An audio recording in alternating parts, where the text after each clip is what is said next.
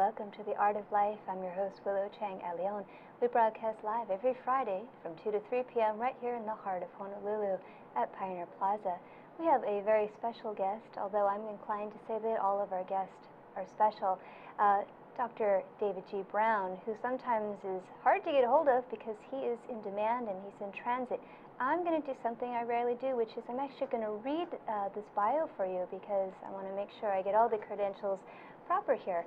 Dr. Brown serves as the U.S. Army Director of Psychological Health for the Pacific region with approximately 450 behavioral health staff serving more than 470,000 beneficiaries throughout Asia and the Pacific Rim. Dr. Brown came to the Pacific from the Office of the Secretary of Defense, that's OSD Readiness, where he was the lead clinical psychologist and subject matter expert, also known as SME, for suicide prevention. He functioned as the director of the Defense Suicide Prevention Oversight Council, a four-star council chaired by under a Secretary of Defense Personnel and Readiness, and is responsible for the creation of the Defense Suicide Prevention Office, responding to all Congressional and Senate Armed Services Committees' testimonies on suicide. A lot of information, a serious topic, and a timely topic which some of you might have read or heard about via the news. And what we would like to do is we'd like to move the conversation past the end result, which sometimes, unfortunately, is reflected in scandal or investigation or the untimely deaths of our service people. So, Dr. Brown, thank you for joining us today and taking the time out to explain a rather complex situation that some would say is kind of plaguing the nation, or there's clearly the canary in the coal mine. There's things that need to be addressed. So, well, thanks for the opportunity. It's a pleasure to be on your show with you and to be part of ThinkTech Hawaii. I think depending upon what news individuals see, you know, they're exposed to certain stories. We've got a tremendous amount of good news stories and a lot of wonderful efforts, and in particular out here in Hawaii. You know, thanks for the bio read. I can't take credit for anything with suicide prevention. Everything's worked as a team. But you know, we were really wanting to come out to Hawaii, my wife and I. She's a UH grad. We wanted to come back and wanted to be part of the community. Right. It's a wonderful opportunity to be out here and to look into psychological healthy practices and what's going on. Today what I was wanting to do was, on the drive over, I was thinking, you know, juxtaposing the title of your show, Art of Life, and ThinkTech Hawaii, and I couldn't help but think about two elements, science and technology. Right. I wanted to get into, and then some of the arts and humanities, and you know, part of that Art of Life element. You know, the fact that my wife paints, I couldn't help but think of the palette of an artist and the colors that one has. Right. And using that as a metaphor for some of our lives, we don't have control over some of those colors. Some people have a lot of blue, some people have other colors. But that said, I mean, we don't have control over whether or not you're born male, female, rich or poor, into a loving family or not. You have exposure to different people throughout life and various opportunities, and eventually you can start taking control of your life and taking responsibility. Some of our service members, when they come in, they're afforded a wonderful opportunity of having some structure and having a leadership and mentorship that they might not have had earlier on in life. And from that, we have some people who really thrive and do a great job. We also focus on family members, and we focus on the children. We have a lot of programs for some of that. So I wanted to take a little bit of time to get into some of that today and share with you also some of the science and technology that we have. So for the viewers at home, from a tech vantage point, if you have the opportunity to look up online, telehealth technology. I'll take a minute or two to discuss with you some of our technological advances. On the T2 website, and unfortunately now when you go to T2 it shows Terminator 2, the sequel to the Schwarzenegger. I think it's in there like Terminator 5 or something. So, but if you go to telehealth technology, what you'll see is we have phone apps for mood trackers. In essence, in a nutshell, what a mood tracker might be is you get email sent to you from this mood tracker, and it's asking you, how do you feel today? On a scale of 0 to 10. Are you good? Are you not? Are you happy? Are you sad? What's going on? You can bring this to your provider, your clinician, and they can look and say, you know, throughout the week you do pretty well, but I noticed on Saturdays around noon, for some reason, that tends to be the time when you're at your lowest. Right. What's going on? What's the happening there? Yeah. So what we've got is you got therapy throughout the week, or therapy perhaps one day a week, but we're able to track throughout the week where your mood is and how you're doing. There are also some phone apps for sleep and how you're doing with your sleep. There's phone apps. In fact, there's they've got it posted right there. That's a presidential award-winning application for treatment of PTSD. There's also prolonged exposure, different treatment approach for a variety of anxiety-based disorders. We've got Connect to Children phone apps, ways that families can connect with the kids if mom or dad is deployed. So there's a lot of wonderful opportunities that DoD has put together for extension of families and ways to unite folks and keep them together and keep the communication going. So I just wanted to take a minute to identify some of those.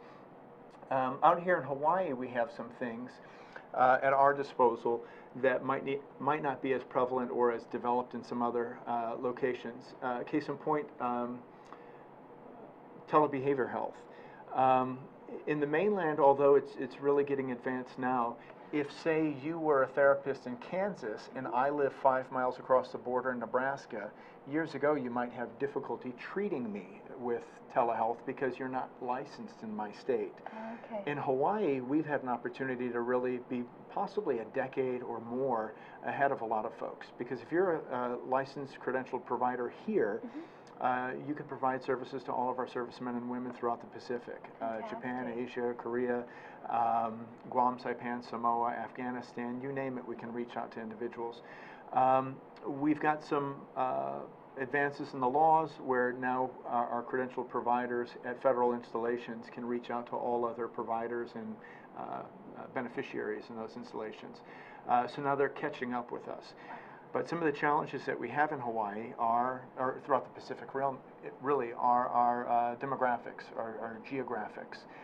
So we've really been able to take technology and you know, use that to serve our servicemen and women and children. That's fantastic, because I think when anyone initiates a path of healing, because that's what this is, and that's an ongoing process, you want to have that continuum, you want to have the continuity, and it can be frustrating or challenging if you find a service provider that you connect with and you've established some work and an understanding.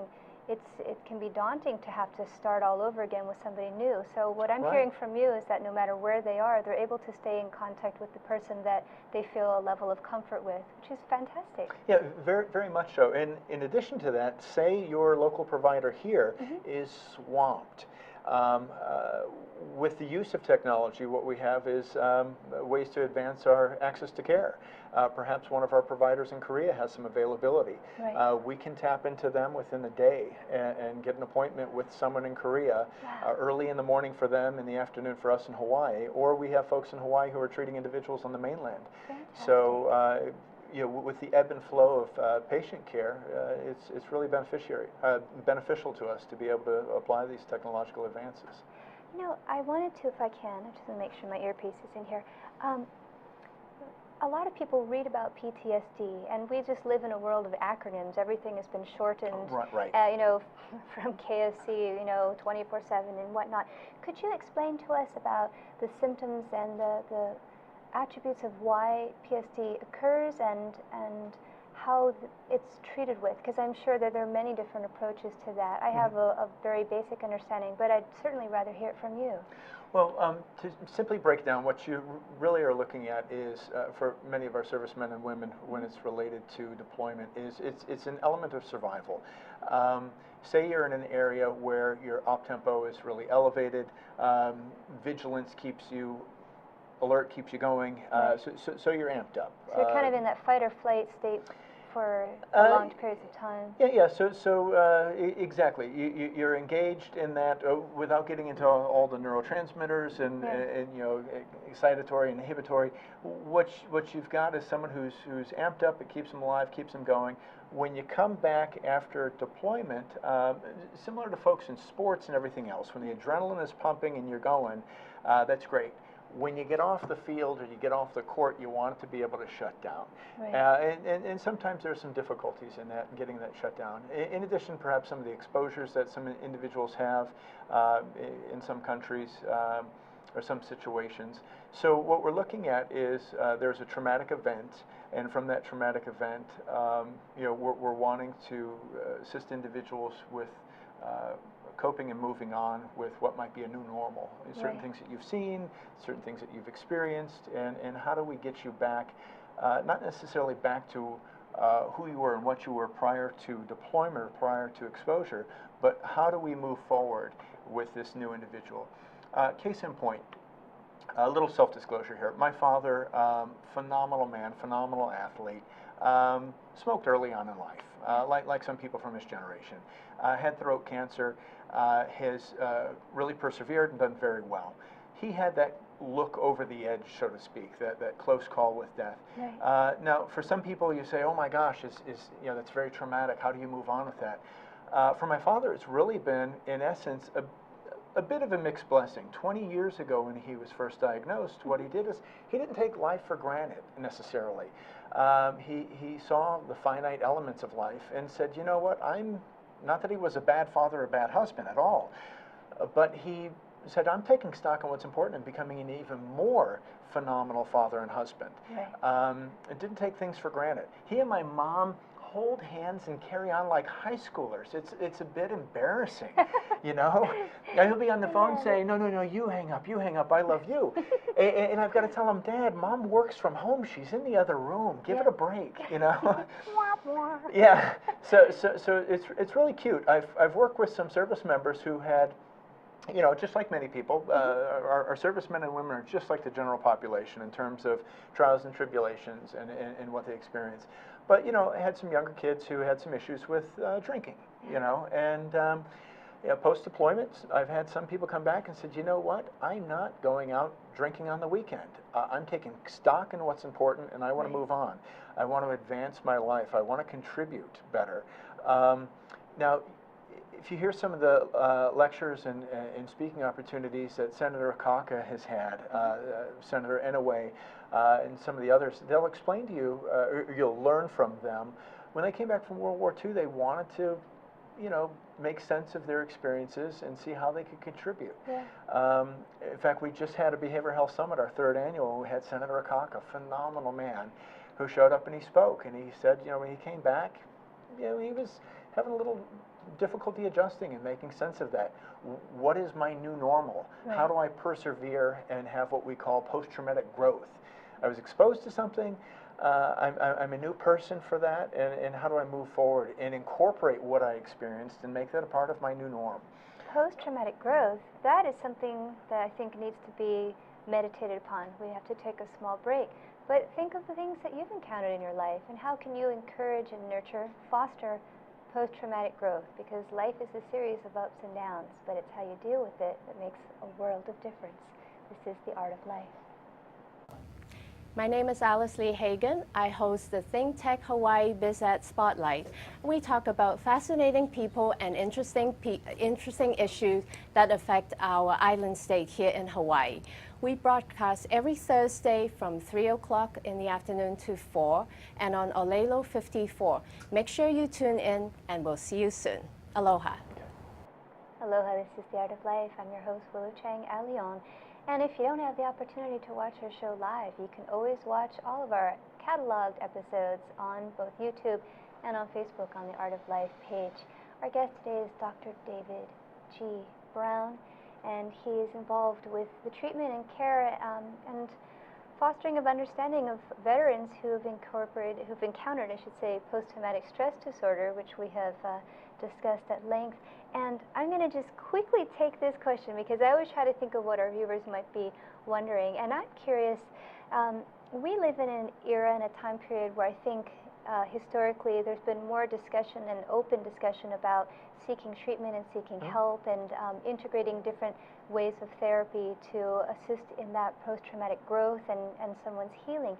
But I'm wondering, what type of hurdles do do you encounter or see in a military environment where maybe the culture there is to always to be strong, to man up, these gender-based ideas of being a warrior, and you know, there might be people coming in with these ideas and concepts of what it is to be strong, which might be counterintuitive to the healing process because maybe they're not willing to acknowledge that something needs to be addressed or that they even need help.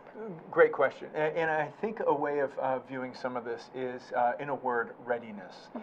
What comes up frequently in our community is readiness. Are you ready? Are you ready to deploy? Are you ready to function back in garrison, non-deployment? You know, functioning back in garrison might mean I've got 10 service members or 10 soldiers, 10 Marines, airmen, sailors, for whom I'm responsible for. How can I best meet their needs? Say one of those individuals might have a child with autism, one of those might have a child who has a learning disability, or might just have, you know, might just miss mom or dad because they've been gone for a bit.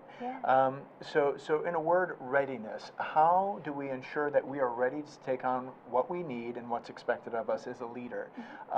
And our leaders do an exceptional job at evaluating the readiness of their servicemen and women.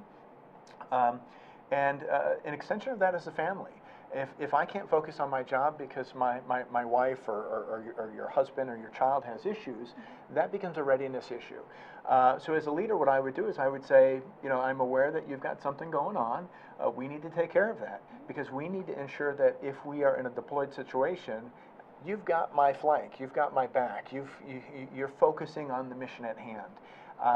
And same with our leaders. I think they do an exceptional job at saying, you know what, I need a little break right now. I need to focus on something. I've twisted my ankle, I've tweaked my knee, my back is a little sore. Let me go ahead and get ready for the big game, so to speak, and you know, let the substitute come in for me and fill in a little bit. So I think we do a great job with that. Would you say that there's a new era, maybe a culture of compassion, that the military is trying to find out we're going to use that word, the boundaries or the balance of what is appropriate to still be able to get the job done? Yeah, I would say balance is a better term than boundaries. We look at, you know, what are the limits, but we've got exceptional applications right now of you know, human performance and peak performance and what we expect of others.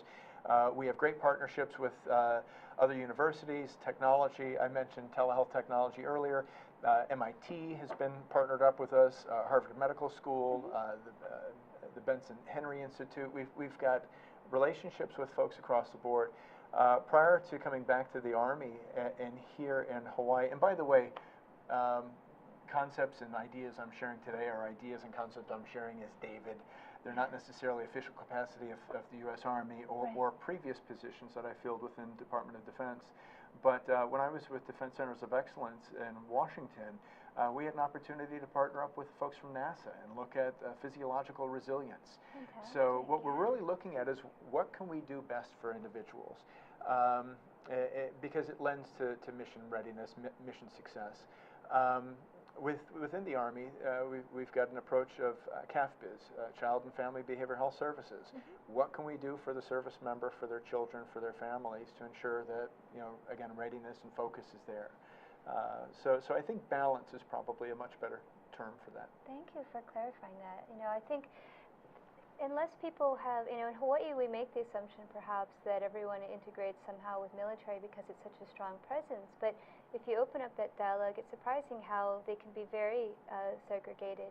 And I think it's important for us to realize that the military needs our support, and there's many different ways that you can support. You don't necessarily have to support the mission of what the military is doing. You can still support the individuals who that's their job to serve, and they're making a sacrifice to serve the country. So I address that because I think it's very easy for people to just kind of like throw the baby out with the bathwater and say, oh, well, I'm against war, and I'm against this, I'm against that, therefore I don't want anything to do with it. But I think what that does is it deepens the chasm of misunderstanding and of isolation when we can all work in this together to find ways to support our fellow citizen. You know? You have one amazing list of things to discuss. So I want to make sure we have time to get through to all of this. You're going to talk about arts and the humanities, the integration of science and also the arts. Yeah. So not to get too much into the earlier during the break we were speaking about science, technology, and some of the arts and humanities. Not to get too much into the Nietzschean Superman, and I know you're big into the Renaissance individual, but we've discussed a little bit of science and technology from the arts and humanities vantage point. I briefly alluded to the Behavioral Health Summit that we had, the third annual. So we've had 3 years now going, 3 years running in September. We have a Behavioral Health Summit. What we look at as being good stewards of the taxpayer dollars. Typically, if you have a conference, conferences cost a great deal of money to rent out a hotel and all the rest of the stuff. At Tripler Medical Center here, Army Medical Center, they have the Kaiser Conference Room, which we're able to utilize for free. What we're able to do is we're able to invite community leaders from the universities, from the hospitals, from private practice, you name it. We open up the bill and just ask folks, submit what you'd like, and we have very scientific, strong rigor with regards to who might be selected to be a presenter. But from that now, for the last 3 years, we've had up to 26 different presenters during the 2-day event that we have. We've had people from Harvard Medical School present via VTC, video, again, technology. Yeah. A whole school of individuals who contribute to this mission. We provide free CMEs, CEUs, continuing medical education, continuing education units. Again, if you're a physician or a psychologist or social worker, you have to keep current, and it costs typically money to do that. Right. So by hosting a local summit, you can get your needs met, you can interact with the community, have opportunities for synergy, bridge gaps, and again, work with those community leaders to make sure those needs are met. If you go to the mainland for a 2-day conference, it means you have 1 day travel there, another day travel back, so you're out for 4 days. Right. What we've noticed over the past 3 years, that 2 days of work that you miss, if you look at all of our psychiatrists, psychologists, social workers from the military who attend this, that was about $475,000 of lost RVU or workload for an individual to be out for the 4 days versus the 2 days. So we recapture that. In addition, it's at, I believe, $2.8 million we've saved the state of Hawaii. Instead of having people fly off the island to spend that money in another state, they're staying on island. Yeah. And that was $1.3 million that we're saving from our service members having to leave. So it's been a big success, and again, at no expense to the taxpayer. So it allows us to work with the community, with the VA, and really to improve the quality care that we already provide. Absolutely, because then also there's, not for everybody, but there's always the possibility of a speed bump, because whenever you travel, you need to just get a little time to get back into the groove. Right. Your body might be there, but who knows where your mind and your spirit, or you're jet-lagged and everything Right. else. So I'm intrigued with this idea, because what it does is it, again, allows for that continuity, which is such an essential part of healthcare, of spirit care. You can't Right. just like check out and then do it when it's Sure, convenient for sure. you. And if we had the Pardon me. esteemed Dr. Chang to present, and you happen to work at Tripler, you can see patients in the morning. You can come over, do a 45-minute to a 50-minute talk, Right. answer your questions, and go back to see more patients. Versus if you fly to the mainland to do a prestigious talk, you're out of the loop for a while. Right. So again, what we do is we're not compromising our access to care. We're not having what we refer to as leakage to the network. Mm-hmm. Patients can't see you, so they have to get care to the network. Right. So it allows us to continue with quality care, but still again have opportunities for growth and continuing education. So it's been a blessing. I want to ask something about PTSD, post-traumatic stress disorder, because this is something that is not limited to people in the service. This is a medical condition that describes a litany of different traits and reactions to Mm-hmm. experiencing stress and trauma. So no matter what your role is, whether you're a citizen or you're in the service, in theory, anybody can experience this. And Right. that being said, and with the understanding that everyone experiences and processes things differently, there tend to be groupings of behavioral traits or maybe reactions to stress and trauma that people can be on the lookout for. I was wondering if you could maybe tell our viewers about some of those things, behavioral changes or attitudinal changes things to look for if you assume whether, we don't necessarily encourage people to go around diagnosing other people or themselves, but it's just kind of creating that awareness. Like, what can they look for that might be a clue that this person is under duress? Well, valid question. I think one of the primary things to look at is what's the baseline? How was this individual behaving previously? Right. Were they very outgoing? Were they not outgoing? Did they have involvement in things that they really enjoyed? Have they lost some of that interest? And those are some of the key mechanisms. I mean, you get also over you get some individuals who might have, in fact, interesting cue. Thanks for dropping that. You get some individuals who have an overreaction to external stimuli, right. Which is a bit outside the norm.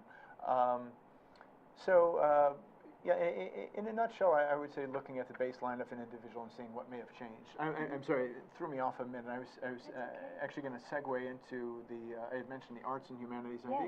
It dawned on me when you're asking a question, I didn't have a chance to get into the arts. No, it's all good. The arts are good. You know, when we heard this element drop and you talked about triggers, I experienced something where someone very dear to me repeatedly had to go to the hospital in an ambulance, and on a few occasions I would ride in the ambulance, and it was surprising because for a little window of time, every time I'd hear an ambulance siren, I would feel this somatic physical response, like a clenching of the body, and I would feel nervous and I'd feel anxiety, and I realized, wow, I'm feeling this because those experiences of being in the ambulance elicited that response. Right. And then it was interesting because just in time it kind of faded and it kind of took care of itself. But what would be a time to know that it is not going to go away, or maybe you should seek some help or some treatment? Well, good point. You bring up, you know, an individual will have an exposure period, and now just a simple exposure does not in and of itself say PTSD, and, right. and that's unfortunate. Is that there are people who will say, oh, you're military, and they jump to this conclusion that you're all because you served in the military and you may have had an exposure to something or not, that there's going to be some occurrence, which isn't the case. As you pointed out earlier, post-Vietnam and for a few decades there, the bulk of the PTSD that was being diagnosed was more domestic violence or situations within families, non-military. You can have a child diagnosed with leukemia, which is awful, and see that child not doing well. Yeah. And what you've got is an exposure to an incidence and some re-experiencing of, you know, some negative events. Right, right. So it's unfortunate that some have an association with some of this negativity. I don't know our time that we have available. Well, we're going to have people think about that, and when we come back from the break, we're going to talk about the humanities and finish that question, that answer, I should say. This is The Art of Life. Hi, I'm Jay Fidel. That's Ted Ralston. You know, Ted is the host of Where the Road Leads. It shows every Friday from 4 to 5 p.m. It's about technology. It's about how people collaborating and solve problems with modern technology. It's where the road leads. We all know that. We should all be listening. Join us there, 4 to 5 p.m. every Friday. Now, what about that do you agree with? All of it. I knew he'd say that. Aloha. Say aloha. Aloha. Good. This is The Art of Life, and I'm your host, Willow Chang Leon. And in the true nature of disclosure, full disclosure always, my guests are invited to be in the show to talk about things that they are clearly passionate and experts in. They may not necessarily define themselves as that because they're always very humble. But the other thing that's beautiful about this show is that it's spontaneous and of the moment. So you have to always give a shout out for our guests because they don't necessarily know what's coming down the pike and what's going to come out of my mouth. That being said, we were discussing symptoms of post-traumatic stress disorder, and one of the things that Dr. Brown and I were discussing during the break, only though it's only 30 seconds, is that these definitions of what are the criteria to define a condition are always evolving and they're always changing. And there's a gigantic Bible of these things, and you can probably spend your whole life reading them and getting up to date until it's changed again.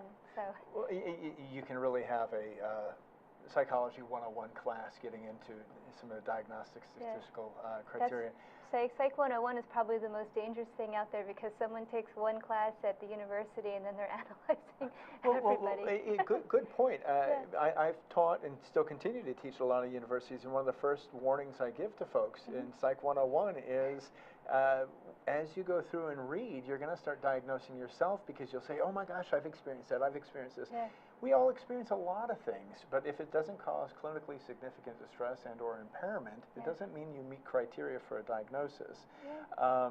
So we have our trials and tribulations. I think what's key is being rooted in the community, having good bonds with others, ties with family. I think even also you said establishing the baseline. So some people might consider that a practice or a routine or something that they feel keeps them anchored where they can then kind of assess or gauge what is normal for them. And we hesitate using the word normal because that's a construct, as all things are. But whatever you consider normal, finding that baseline of what your practice is very helpful, not only for your benefit, but for others around you. And I think we tend to, at times, over-pathologize and maybe look at the negativity a little much. Full disclosure, I'm an optimist by nature. My undergrad was in upstate New York, which is wine country, so for me, not only is the glass half full, but the first half was delicious. So Bacchanalian of you. So back with the arts and humanities, I was going to say, I was at the Warrior Family Symposium last year, about this time last year, and back in the green room, we were discussing some stuff, and we were discussing some of the challenges with sequestration and furloughs at the time, and some of the congressional hurdles that we had. And it dawned on me, I had a class, it was a phenomenal class, I didn't mention on, in the taping of the show, Kevin Murphy, this professor at Ithaca College, who taught a class on the theme of literature, 1890, from 1890 and earlier. The reason why he stopped at 1890, the theme of literature, the theme of women in literature from 1890. And what you're looking at is Theodore Dreiser's Sister Carrie, Edith Wharton's House of Mirth, I'm drawing a blank, Fitzgerald's Great Gatsby, Zora Neale Hurston's Their Eyes Are Watching God. In a lot of these different books, and what we're looking at was the reason why he drew the line at 1890 is the frontier officially closed, and America really ran to its end and then turned inward. And that psychological vantage point of looking inward and being more introspective. I mentioned this last year under the guise of, we had unprecedented funding and other applications for the past 10 years, and now what we're really looking at is what are our outcomes measures, how do we look inward and see what are our successes, how do we capitalize from that and move forward.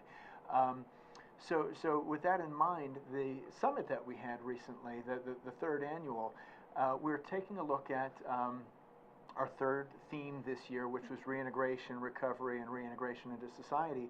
And what came up time and time again was not necessarily the scientific application, but our artists, our musicians, our painters, our dancers throughout the community saying, I'm not a clinician, but how can I contribute to the service members and families? Which brought up in my mind sublimation, which is one of the healthier applications of defense mechanisms that Freud mentions. I mentioned Nietzsche earlier. His book, Human, All Too Human, I think it's Menschlich, Allzu Menschlich in German, it gets into sublimation, and that is how do I work through some of my stuff? How do I work through some of my issues with dance, with art, with music? We hear this time and time again. A big fan of James Baldwin, probably America's best writer who hadn't won the Nobel for Literature. But when you learn of his trials and tribulations and how he worked through this, through literature, we have service members now saying, I've experienced some interesting stuff and I want to work through just how everyone else might work through. I wanted to mention this on your show because of the art of life. I know you're tied in with the community of our artists, and people keep coming up to me saying, how can I contribute? So I just wanted to broach that subject with you today, that there are so many different ways that folks can work with our service members and their families and their children. Absolutely. And I think that the arts in many ways, they present or they provide a valve. And the thing is that if we get into this conversation where people are always assessing and they're judging the value of something and whether it's good or if it's bad, the duality of that, we lose the opportunity to really just let it be a valve and let the alchemy of the healing process happen. Because even if that is not a reflection of you 5 months from now, 10 years from now, hopefully you're aspiring where it's a reflection of who you are in that moment. And there's inherent value in that, being able to channel the energy into something, to create it, to give birth to it if you want to use that language, and then to release it and to let it go. I mean, that's a huge weight that is lifted, and that's healing. Yeah, it is. That's healing. It's transformative. Growth, it's development. It is very cathartic. Yeah. And you know, you see this also with athletes. Full disclosure again, from Chicago, it's the law. You're a Chicago Bears fan. The Bears. And you know, Ditka had the Bears doing ballet. Willie Gault, right. Walter Payton danced on Soul Train early on in his career. Soul Train? Did someone say Soul Train? And what you've got is, you know, professional athletes after they, you know, experience some injuries, putting movement in motion and emotion in movement is really something. I've worked with some service members. I'm a veteran myself, and my wife does dance, and my wife has me out there all the time, you know, with watch your core, watch your movement, and you know, it's very therapeutic. You know, folks who work in the PT and OT community are big fans of how can we, you know, work with our local dance community and other folks. And I'm going to mention something kind of mildly related, but you know, you're saying this, and I was thinking of the show, which I'm so bad, I've actually never watched it, but I'm aware that it exists, and that's Dancing with the Stars. It's a huge, very popular show in American pop culture, and when that show initially started, they kind of had people who had name recognition, but maybe they had been out of the public eye for a long time, and I think part of the cachet was to see how did this former NFL player or this person who was on a sitcom 20 years ago, how are they going to fare outside of their comfort level and step up and learn how to dance. Now they seem to be picking more contestants that are of a dance or theater or music background, which I'm sad because it kind of misses something. But the bigger picture is that when people have an identity formed, a purpose or a goal, whether that's in the military or you're an actor or you're on a show or you're a teacher, and then there's a shift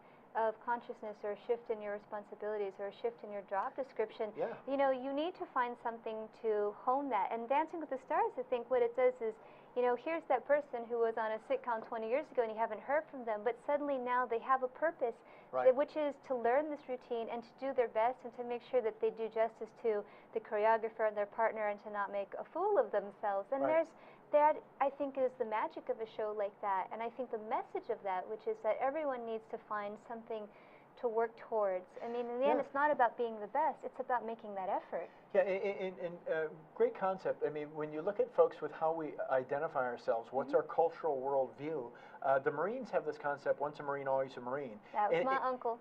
Well, Uncle Jim. and I think that's beautiful. I mean, because what it says to me is when the uniform is off or when my service is done, I still have that sense of integrity. I still have that sense of, that code of conduct. Now, I might not be wearing the uniform when I retire or after I do my time and I get out. But how can I contribute to society? And again, back to Senator Akaka, wonderful transition post-World War II with how he continued to serve the community and his country. Absolutely. So that's really what we're looking at with our service members. Some might do 20 plus, some might not. But there is life after the uniform, and there are ways that people can really contribute. And that's what we're really looking at, is that full spectrum across one's lifespan and what you can do. You know, you talked about introspection, and I think a lot of times people think that they have to see a doctor or a priest or what have you, but it can be something as simple, and that's not to reduce it to saying it's a simple process, but something as simple as saying, why am I doing this? Exactly. You know, and a friend of mine, I recently said, you know, the only question I think you have to ask yourself is, why am I doing this? And you should ask it daily. And it's not about trying to foster doubt or confusion in your life, but those are not necessarily bad things. Doubt and confusion are normal things. They're things that we work through, but they help put things into perspective. So asking yourself, why am I doing this, is actually It's a deep question for something that's so short and simple. Oh, yeah, yeah. And you know, I had mentioned the technology earlier on in the applications we have clinically and therapeutically. With the arts and humanities, again, with some of that, some of our individuals with whom you work, it dawns on them, I haven't done art since elementary school. Yeah. You know, and it really lets them tap into something they haven't been acquainted with in quite some time. I remember working with some service members who had addictions issues, and the gym was closed on Tuesday and Thursday. We'd take them to the gym. One day it was closed, so I said, all right, let's go out and do kickball. Yeah. You know, we stretched everyone out and all this, and we went to go doing the kickball, you know, like a little baseball type thing. And it was funny, I heard some people in the dugout say, you know, I haven't done kickball since 3rd grade. Yeah. And you hear someone else say, you know what, I wasn't drinking in 3rd grade. Yeah. And they were able to back up and say, when were things really working well for me, and when did how did I get off track, and how do I get back to that? Exactly. So to be able to take that time out, back up, and reevaluate where am I, how is it working, and again, not to over-pathologize, but to look at it from more of a positive psychological vantage point. When everything's working well, what's going on? Yeah. I mean, if say you have a child and you come in and say, you know, I can't stand it when this child does this, they do it all the time. Well, that's an absolute. Give me a number, and you might say, fine. 80% of the time they do this, and it's unacceptable, completely unacceptable. Fine, let's look at that 20%. What are they doing in that 20%? What are you doing different in that 20%? And how do we turn that 20 into 40, that 40 into 80?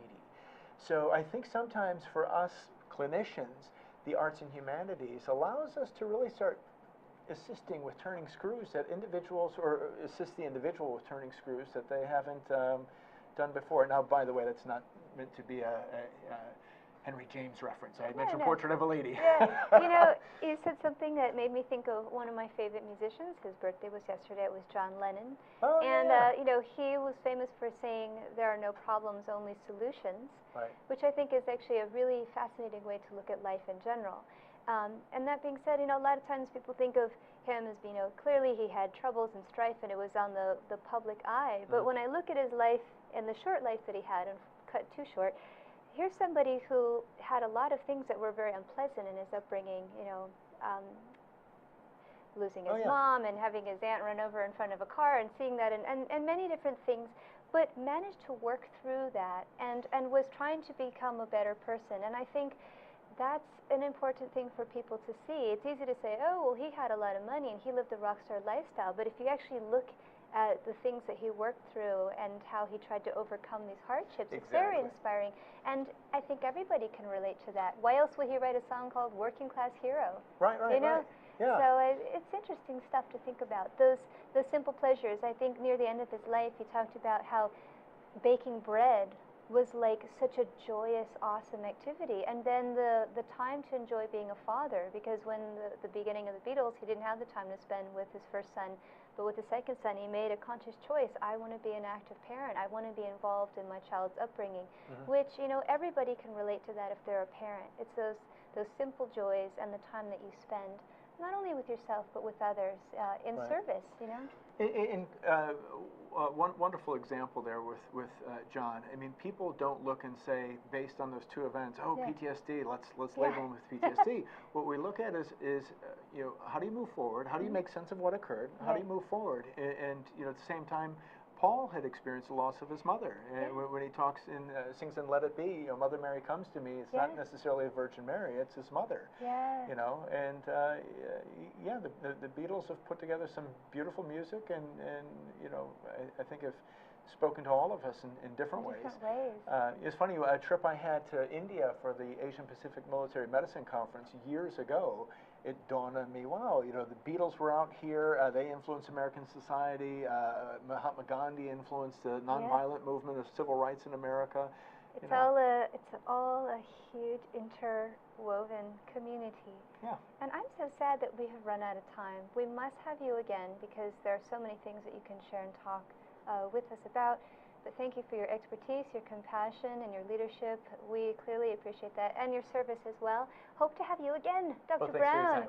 And this is The Art of Life. You want to stay tuned, because we have more fabulous programming, as always, here on ThinkTech Hawaii. And tune in next Friday for another wonderful guest on The Art of Life, where we're keeping it Pono. Aloha.